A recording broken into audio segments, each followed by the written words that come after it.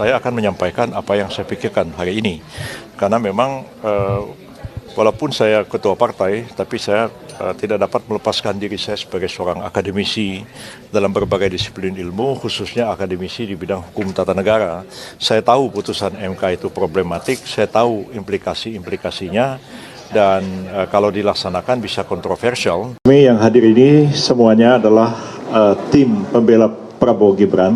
Yang hadir antara lain ini sebelah ini adalah Pak Hinca Panjaitan, ini Pak Oto Hasibuan, ini Pak Oce Kaligis, ini Pak Bos, semua kenal, Pak Hotman Paris.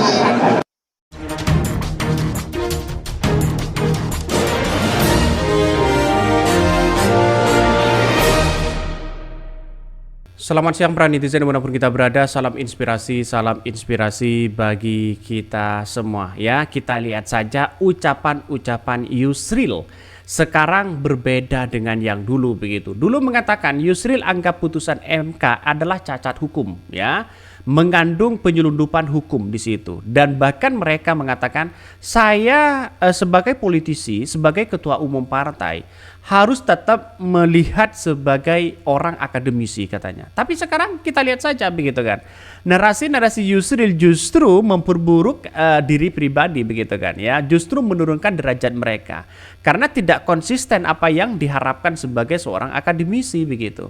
Dulu mengkritik habis-habisan di situ sebagai bentuk langkah hukum yang dilakukan oleh MK itu merupakan cacat secara formal di situ begitu kan ya.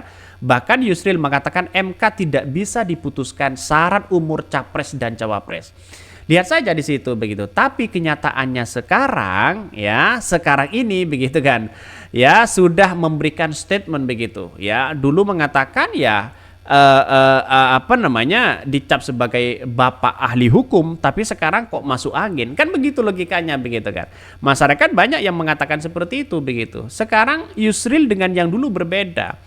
Ya, semua orang mungkin terjebak dalam dunia kepentingan-kepentingan yang ada ya. Padahal Yusril itu rujukan-rujukan bagi orang-orang sebagai pakar hukum ya, ternyata luluh juga begitu kan. Tak berkutik di situ begitu. Sehingga eksistensi ya, kalau tidak seperti itu mungkin sudah tidak bisa begitu. Tapi apakah harus melakukan seperti itu? Tapi pada kenyataannya seorang akademisi itu harus konsisten dengan ucapannya. Jangan sampai mencela-mencela 1A, 1B, kepentingan ini, kepentingan itu dan sebagainya. Semua orang itu punya segudang alasan, tapi tidak semua orang yang kemudian ya berbicara seperti itu dianggap bodoh semua begitu. Masyarakat ya cerdas begitu kan ya. Jadi rekam jejak itu banyak yang dipertontonkan kepada publik hari ini bahwa apa yang terjadi kepada bangsa kita begitu kan. Apalagi ucapan si Yusril menurut saya pribadi sah-sah aja sebenarnya. Tapi kan sebagai rujukan utama dunia akademisi seharusnya konsisten mereka. Bagaimana dulu Yusril mengatakan bahwa ini adalah cacat secara hukum, secara prosedural, tetapi kenapa sekarang dibela? Nah itu yang menjadi catatan penting bagi kita. Ya dulu ya, wah ini salah, ini itu dan sebagainya. Sekarang kenapa kok dibela? Nah pertanyaannya sekarang adalah apakah mungkin seorang siapapun begitu kan ya, sebagai ahli hukum tata negara dan sebagainya begitu, seorang akademisi akan mencela-mencela. Nah kelihatan kan sekarang begitu bagaimana mereka ya. Tapi wajarlah, ini dalam dunia politik kita begitu kan, ada pro dan ada kontra. Tapi bagi kami adalah orang-orang seperti ini justru menurut saya ya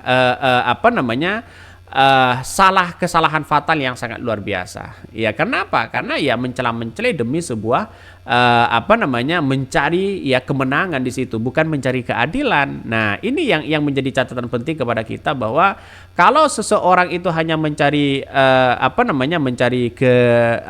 mencari keuntungan bukan keadilan, itu salah besar begitu kan. Maka ada Hotman Paris di situ, ada Oto, ada Yusril juga di situ begitu kan, yang menjadi satu untuk membela di Mahkamah Konstitusi. Bagaimana seorang Hotman Paris begitu yang juga dijadikan rujukan oleh masyarakat ya, memberikan keadilan kepada rakyat Indonesia. Tapi sekarang kenapa dulu mengkritik terkait dengan adanya sebuah hukum yang ada di Mahkamah Konstitusi, tapi sekarang kok membela begitu. Ada apa di situ begitu kan? Itu yang mesti dipertanyakan. Nah, saya katakan sejak awal ya, justru sekarang ini memperburuk ya, atau menurunkan derajat mereka begitu. Mari kita baca ini. Ketua Tim 02 Yusril menyebutkan gugatan kubu Ganjar dan Anies ya bak melawan MK sendiri lantaran berkaitan dengan putusan MK yang mengubah syarat pencalonan. Kalau begitu boleh nggak saya sebutkan Profesor Yusril membela 02 bak melawan dirinya sendiri? Betul. Dia mengkritik habis-habisan dulu begitu kan kepada Mahkamah Konstitusi bahwa dianggap putusan MK itu soal batas usia capres-cawapres dianggap sebagai cacat hukum dan serius. Tapi sekarang kok dibela? Pertanyaannya sekarang kenapa kok dibela begitu kan? Kalau memang salah kenapa kok dibela? Apalagi alasannya begitu? Walaupun secara tidak langsung begitu kan masyarakat Indonesia sudah paham bagaimana ya nuansa-nuansa para Yusril dan sebagainya begitu ya, menganggap bahwa wah ini ada sebuah kepentingan, bukan soal keadilan yang dilakukan begitu kan. Ya, kita tunggu saja kepada Mahkamah Konstitusi begitu kan. Nanti akan dibeberkan dalam perdebatan itu begitu. Ya wah, ini semakin seru begitu kan ya. saya yakin dan saya yakinnya akan semakin seru di situ begitu. Maka seperti Yusril mulai dulu begitu kan diundang bahwa putusan MK cacat hukum yang serius katanya begitu kan. Dia berbicara sebagai akademisi. Tapi sekarang pertanyaan dari saya, apakah dulu mengatakan sebagai bentuk akademisi, apakah sekarang berbicara dalam segi apa, coba bayangkan. Akademisi, politisi atau apa? Ya, seseorang itu melihat dari konsistensi mereka. Kalau akademisi ya akademisi, ya kalau politisi ya politisi di situ. Jangan dicampur adukan. Ketika mereka melawan orang, ya berbicara wah ini sebagai politisi begitu. Ya katanya sebagai ketua umum partai. Tapi kalau untuk ke orang yang satunya begitu kan, saya sebagai akademisi. Nah, itu kan mencela-mencela ya, tidak konsisten dalam memperjuangkan keadilan di situ begitu. Tergantung ya, semua orang kan punya masing-masing kepentingan begitu kan. Tapi sangat-sangat disayangkan hal-hal seperti itu. Ini banyak sekali pro dan kontra begitu kan. Maka oke lah, tidak menjadi masalah karena ini adalah bagian dari politik kita begitu kan ya. Pasti ada salah satunya ada ada pro dan kontra, tapi bernaung dalam Bhinneka Tunggal Ika. Ya, tapi sangat disayangkan begitu kan seorang Yusril di situ, ya orang akan menganggap bahwa ini mencela-mencela orang ini begitu kan ya, tidak konsisten di situ, membela junjungannya pakai ini, membela ini pakai ini dan sebagainya. Maka ini harus benar-benar kita amati betul begitu kan ya, apakah seperti ini yang harus kita lakukan kepada bangsa kita. Sangat disayangkan.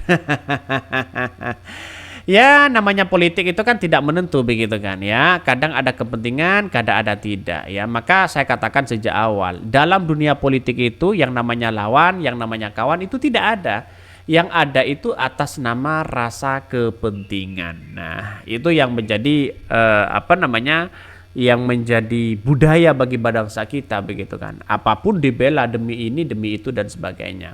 Saya cukup menjadi perhatian kepada siapapun begitu kan ya. Justru saya sangat menyayangkan dengan perkataan-perkataan seperti itu. Karena apa? Karena ini menjadi rujukan bagi bangsa kita loh begitu, kepada rakyat Indonesia.